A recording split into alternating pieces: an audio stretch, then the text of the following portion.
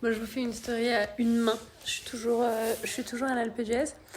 Je viens de poster là une story de Dampierre et de Flocon qui sont ensemble au pré.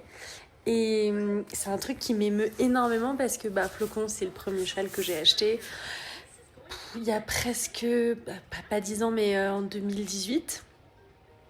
Et Dampierre que j'ai acheté juste pile dans la foulée. Et c'est vraiment les deux chevaux qui m'ont remis au concours. C'est Dampierre qui m'a fait repartir en concours tout court. Et c'est Flocon qui après m'a fait vraiment reprendre goût à la compétition. Et c'est un truc qui est très dur en tant que cavalier, le moment où on change de cheval parce qu'on change de catégorie. Et on a toujours un petit sentiment de trahison, de se dire, en fait, sans eux, je serais pas où je suis aujourd'hui, indépendamment de ça. Et en même temps, ça fait aussi partie du sport, de notre sport, d'avoir des chevaux qui sont, de progresser parfois plus vite que nos chevaux. Et voilà, d'avoir des chevaux qui nous emmènent à un certain niveau, et puis ensuite d'avoir d'autres chevaux qui nous emmènent à un autre niveau. Et je sais, j'entends ma coach qui me répète tout le temps, Hortensia, c'est le cheval de ta vie.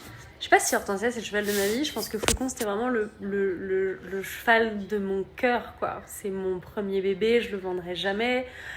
Il sera toujours là, dans la famille, et je préfère qu'il soit au pré plutôt que d'aller lui faire des petites épreuves sur lesquelles je prends aujourd'hui moins de plaisir. Et je pense qu'Hortensia, ce sera le cheval qui va me faire le plus progresser, puisque jamais de la vie je pensais que j'allais sauter 1m35. Et là maintenant, je me dis, oui, 1m35, why not? Après, voilà, c'est un sentiment étrange, parce qu'en fait, c'est un peu comme les gens qui disent, oui, mais quand t'as plusieurs enfants, comment tu fais? En fait, tu les aimes tous, quoi. Et je sais, les gens sont toujours mal à l'aise quand je compare les animaux avec des enfants, mais en fait, comme j'ai les deux, moi, je me permets de faire ces comparaisons.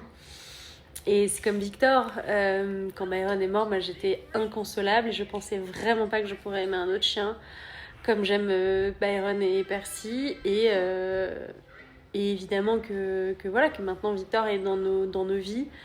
Hortensia, c'est un peu la même chose. Quand il est arrivé au départ, c'était un cheval qui me permettait de sauter. J'ai appris à le connaître, j'ai appris à prendre du plaisir avec lui, à me connecter avec lui, à partager des moments avec lui. Et maintenant, on est indissociables et inséparables.